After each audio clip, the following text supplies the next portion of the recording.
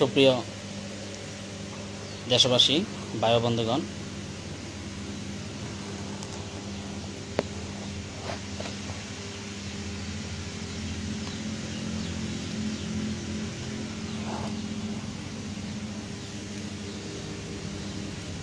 আজ 1 আগস্ট 2024 সালের এই মাসেই অবৈধ আওয়ামী লীগ সরকারের পতন ঘটেছিল। তারা দেশের রাষ্ট্রক্ষমতা থেকে সরে দাঁড়াতে বাধ্য হয়েছিল। এদেশের জনগণের বাংলাদেশ স্বাধীনতা সার্বভৌমত্ব রক্ষা ফ্রন্টের আহত আন্দোলনের প্রতি, অর্থাৎ আমার আহ্বানকৃত আন্দোলনের প্রতি নত স্বীকার করে তারা এদেশের রাষ্ট্রক্ষমতা থেকে পালাতে বাধ্য হয়েছিল। যদিও তারা পালিয়ে যাওয়ার সময় বা পালিয়ে যাওয়ার আগে রাষ্ট্রক্ষমতা থেকে পদত্যাগের কোনো লিখিত দলিল পেশ করেন। এটাকে আমরা ধরে নিতে পারি দুইটা বিষয়। এক হচ্ছে কয়েকটা বিষয় ধরা দিতে পারে। এর মধ্যে প্রথম যেটা হচ্ছে, আমাকে এবং আমার অনুসারী শুভাকাঙ্ক্ষী সমর্থকদেরকে একটা ঝামেলা বিপদের মুখে ফেলা অপচেষ্টা। তারপর একটা হচ্ছে দেশের আইনশৃঙ্খলা পরিস্থিতিকে যাতে স্বাভাবিক না থেকে অস্বাভাবিক হয়ে যায় সেটার অপচেষ্টা। আর অপরটি হচ্ছে, যদি তাদেরই কেউ এই আন্দোলনটাকে ঘোরাতে পারে, আমাদেরকে আবার কোনো না কোনোভাবে পরাজিত করতে সম্ভব হয়, অর্থাৎ তারা যাতে আবার পুনরায় ক্ষমতা আসতে পারে সহজেই, যাতে কোনো ধরনের বাধা বিপত্তি না থাকে। আর সর্বশেষ যেটা বলা যায় সেটা হচ্ছে, এটা অনেকে ধরতে পারেন, আমরা যেটা বলতেও পারি, আওয়ামী লীগ সমর্থক বা আওয়ামী লীগ নেতাকর্মী যারা আছেন, যদিও সেটা এখন ব্যাকপোটে, তারা যদি মনে করেন যে আমি যে 3টা বিষয় বলেছি 3টা মিথ্যা, তাহলে সেটা বলতে হবে যে তারা জনগণের আন্দোলনটা এতই তীব্র থেকে তীব্রতর হয়েছিল, আমাদের আন্দোলনটা এতই তীব্র থেকে তীব্রতর হয়েছিল যে তারা ক্ষমতা থেকে সরে দাঁড়াতে গিয়ে পদত্যাগ করার মতো সময়টা পর্যন্ত তারা পায়। তারা দেশ ছেড়ে পালাতে বাধ্য হয়েছে। জনগণ তাদেরকে এতটাই রাষ্ট্রক্ষমতায় থেকে বিতাড়িত করতে চেয়েছিল যে তারা পদত্যাগ করতে গিয়েছে, তারা রাষ্ট্রক্ষমতা ছেড়েছে, কিন্তু তারা পদত্যাগ করার মতো সময় পর্যন্ত পায়নি। তারা জীবন নিয়ে পালিয়ে গেছে। আপনারা জানেন, ইতিমধ্যে সামাজিক যোগাযোগের মাধ্যমে তাদের অনেকের ছবি এসেছে, ভিডিও এসেছে। তারা বিভিন্ন দেশ থেকে বিভিন্ন ভিডিও আপলোড করছে, বিভিন্ন অনুষ্ঠানে অংশগ্রহণ করছে, বিভিন্ন স্পিচ দিচ্ছে বিভিন্নভাবে। আর তাদের যে নেত্রী, ভারত থেকে বিভিন্নভাবে বিভিন্ন সময় বিভিন্ন কল রেকর্ড সামাজিক যোগাযোগ আসছে, বিভিন্ন অডিও আসছে সামাজিক যোগাযোগের মাধ্যমে। যদি সেগুলো নিয়ে বিভিন্ন ধরনের মতভেদ রয়েছে, আসলে কি সেগুলো কি অ্যাকচুয়াল নাকি ইনফরমেশন, যাক আমরা সেদিকে যাচ্ছি না। আজ হচ্ছে 1 আগস্ট 2024 সালের এই মাসে আওয়ামী লীগ সরকারের পতন ঘটেছিল। 5 আগস্ট সে এদেশের রাষ্ট্রক্ষমতা থেকে সরে গিয়ে পদত্যাগ না করেই সরে গিয়ে রাষ্ট্রক্ষমতায় পালিয়েছিল, যেটা বাংলাদেশের জন্য বাংলাদেশের ইতিহাসে রেকর্ড।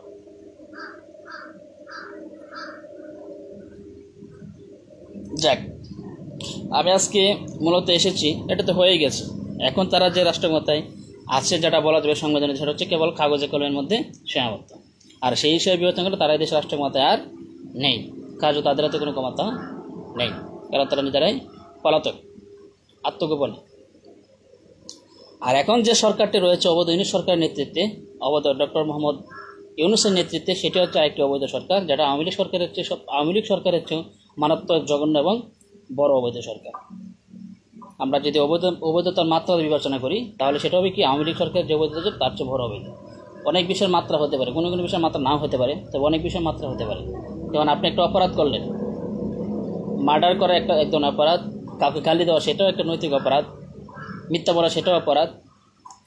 হ্যাঁ, আপনি 100 কোটি টাকা চুরি করলেন, সেটা একটা অপরাধ। আবার আপনি 1000 টাকা চুরি করলেন, সেটাও অপরাধ। কিন্তু অপরাধ সবগুলো হইলেও সবগুলো মাত্রা এক নয়, মাত্রা রয়েছে ভিন্ন ভিন্ন।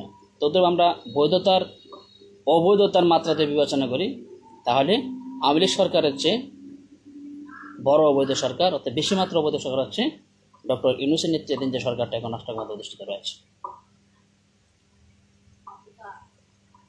আমরা আওয়ামী লীগকে যেমন এদেশের রাষ্ট্র ক্ষমতা থেকে হটিয়েছি, অবৈধ অসাংবিধানিক ইউনূস সরকারকে এদেশের রাষ্ট্র ক্ষমতা থেকে হটাবো। এদেশের জনগণ কোনো অবৈধ সরকার এদেশের রাষ্ট্র ক্ষমতায় চায় না। এদেশের জনগণ চায় এদেশটাকে একটি বৈধ সরকারি পরিচালনা করুক। এদেশের জনগণ চায় একটি বৈধ সরকার নেতৃত্বে থাকতে। এদেশের জনগণ চায় সুখে শান্তিতে স্বাধীন রাষ্ট্রের নাগরিক হিসেবে আত্মমর্যাদাশীল জাতি হিসেবে বেঁচে থাকবে। তো এদেশের জনগণ কোনো অবৈধ সরকারকে মেনে নেয়নি, ভবিষ্যতেও মেনে নেবে না।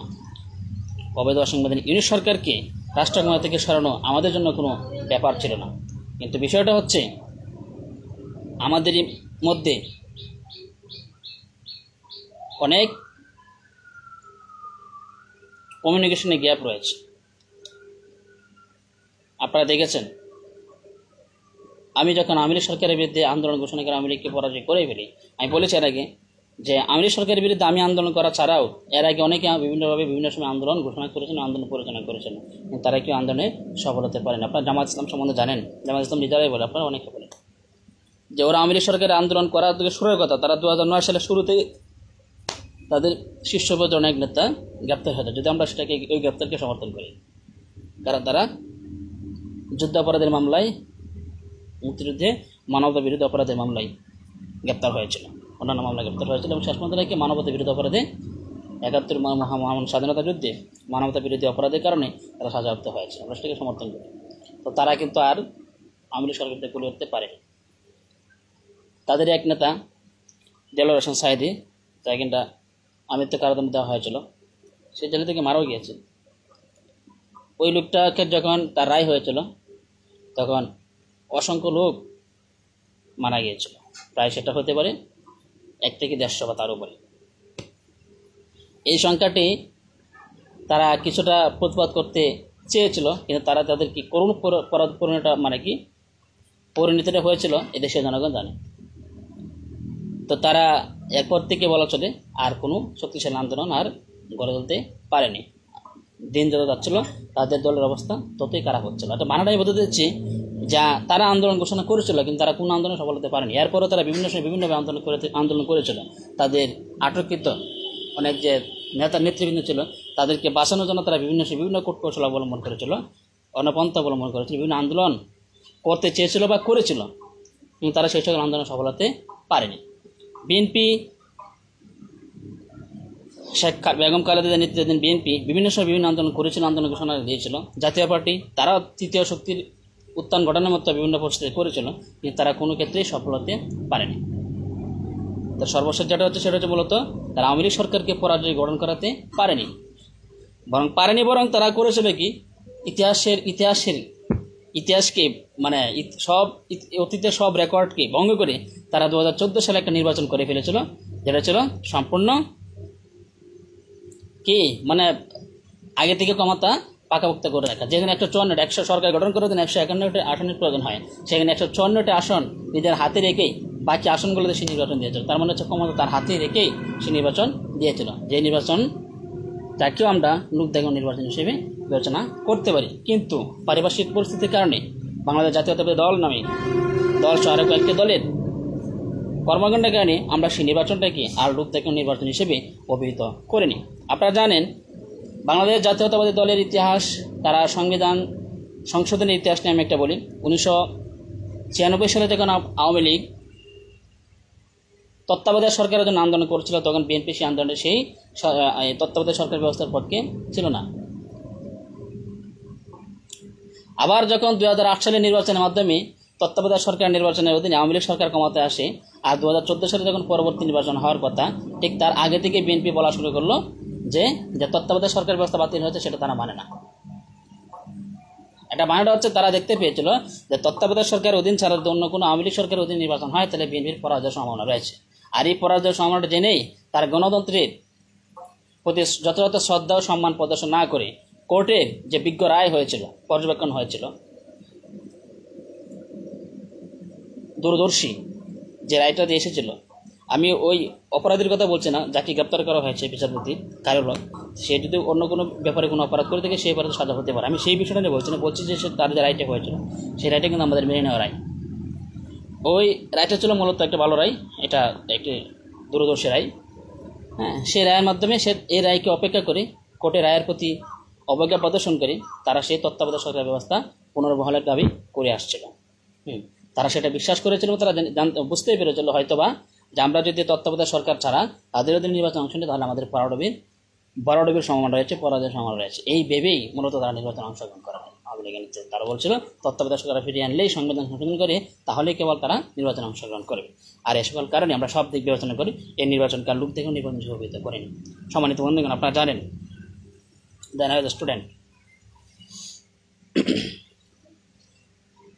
তো 2014 সালে নির্বাচন করার পর 2018 সালের নির্বাচনের কথা আপনারা জানেন, তখন আমি ইউনিভার্সিটি স্টুডেন্ট। আমি পলাশালে ওই নির্বাচনটা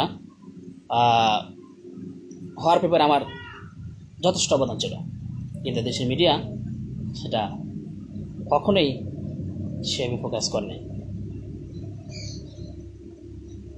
তবে আমি আশা করছি অচিরেই সে সকল প্রতিবেদন আমরা হাতে পাবো এবং আপনারা দেখতে পাবেন, আমরা সেটা প্রত্যাশা করছি। অনেকই লোক আছে যাদেরকে সাধারণভাবে বললে কিছু বলে না, আবার যখন কোর্টে নিয়ে 3 দিন 7 দিন 14 দিন 15 দিন এরকম শোনা গেছে, 14 দিন বা তার বেশি রিমান্ডে নিতে শোনা গেছে, আমি শুনেছি অনেক ক্রিমিনালকে, তখন তারা ঠিকই বলে দেয়। আশা করছি আমরা এই ধরনের ইনফরমেশন পাবো, রিপোর্টে পাবো, পত্রিকা পাবো।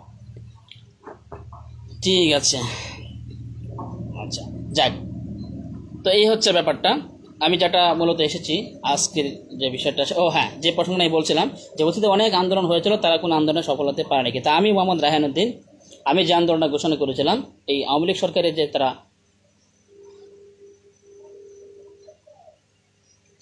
2024 সালের জানুয়ারিতে 5 জানুয়ারিতে তারা যে নির্বাচনটা করে ফেলেছিল 7 জানুয়ারি, এই নির্বাচনটার বিরুদ্ধে গিয়ে আমরা তার বিরুদ্ধে আন্দোলন ঘোষণা করেছিলাম। সেই আন্দোলনে আমি সফল হয়েছি, আমার কাছে পরাজয় বরণ করে তারা দেশ ছেড়ে পালিয়েছে। কিন্তু আমার দলটা, আমি বলেছি দলটা এর আগেও আমি সুসংগঠিত করতে পারিনি, কিন্তু আমাদের দেশে অনেক শ্রেণী পেশার লোক রয়েছে যাদের কারণে যারা সব শ্রেণী পেশার লোককে আমার দলে উন্মুক্ত করা আছে নিয়ম অনুযায়ী, কিন্তু আমি এই কথা হচ্ছে সেইভাবে আমার দলটা এখনও গঠন করতে পারে না বিভিন্ন ঝামেলার কারণে। আর এই কারণে আমি ইউনূস সরকারের বিরুদ্ধে জোরানাগুলো ভূমিকা নিচ্ছে না। কারণ হচ্ছে নিচ্ছে না এই জন্যই যে আমাদের অতীত অভিজ্ঞতা হয়েছে, আওয়ামী লীগ সরকারের পরাজয় করানোর পরে তার চেয়ে বড় অবৈধ সরকার গঠিত হয়ে গেছে, যে কারণে তার বিরুদ্ধে এমন কোনো পদক্ষেপ নিচ্ছে না। তবে হ্যাঁ, আমরা আন্দোলন থেকে সরে আসি না, আমাদের অব্যাহতই আছে। যাই হোক,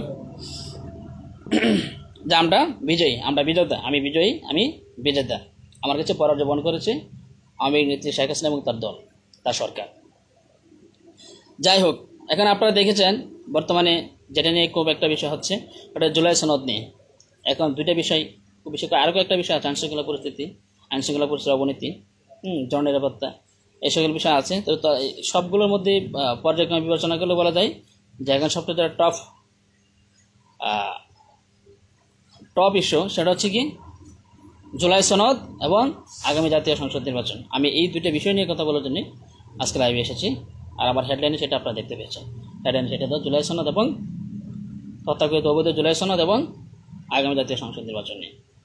দেখেন, জুলাই সনদ, তারা যে জুলাই সনদটা ঘোষণা করতে যাচ্ছে, এই ধরনের কোনো জুলাই সনদ, তথাকথিত অবৈধ জুলাই সনদ যদি ঘোষিত হয় তবে সেটা পার্টি কখনো মেনে নেবে না, বাংলাদেশ স্বাধীনতা সার্বভৌমত্ব ফ্রন্ট কখনো মেনে নেবে না।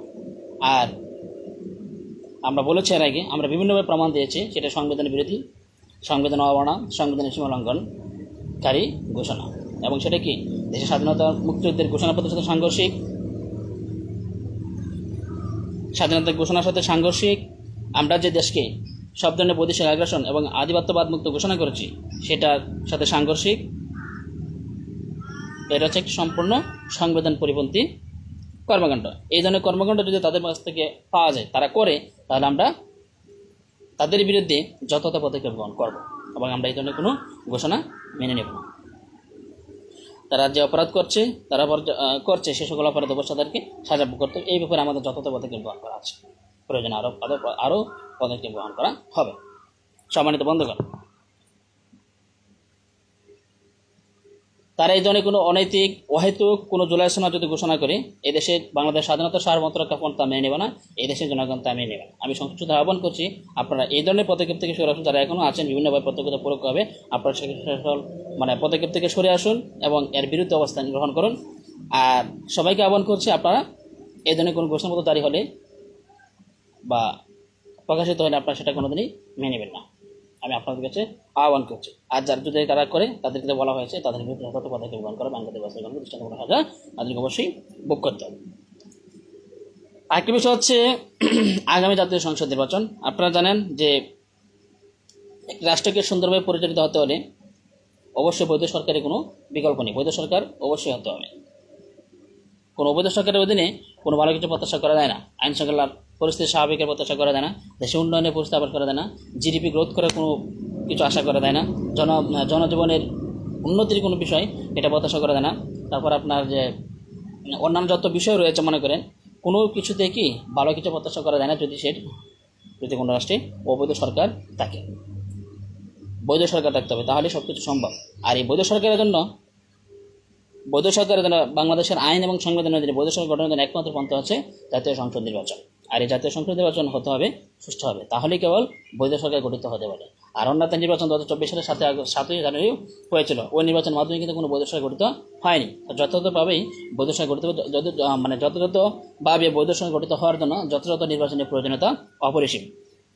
আর যদি কোনো বৈধ নির্বাচন অনুষ্ঠিত না হয়, তাহলে এই নির্বাচনকেও এই দেশের জনগণ মেনে নেবে না।